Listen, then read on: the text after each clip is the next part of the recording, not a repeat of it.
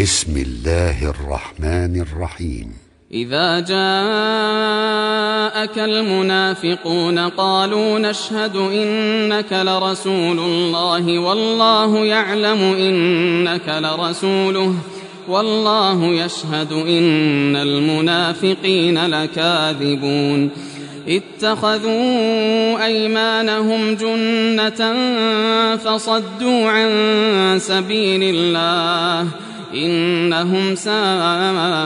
ما كانوا يعملون ذلك بأنهم آمنوا ثم كفروا فطبع على قلوبهم فهم لا يفقهون وإذا رأيتهم تعجبك أجسامهم وإن يقولوا تسمع لقولهم كأنهم خشب مسندة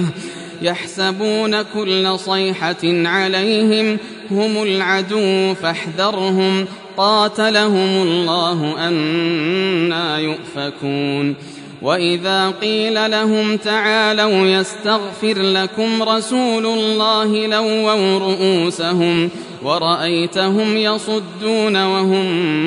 مستكبرون سواء عليهم أستغفرت لهم أم لم تستغفر لهم لن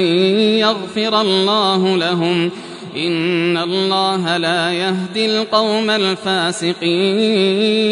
هم الذين يقولون لا تنفقوا على من عند رسول الله حتى ينفضوا ولله خزائن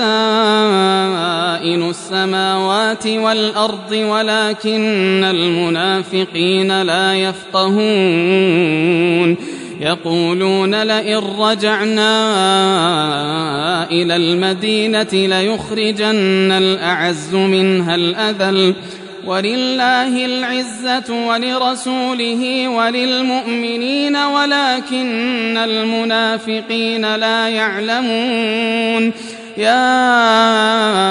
أيها الذين آمنوا لا تلهكم أموالكم ولا أولادكم عن ذكر الله ومن يفعل ذلك فأولئك هم الخاسرون وأنفقوا مما رزقناكم من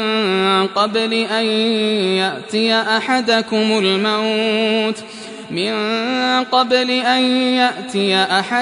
الموت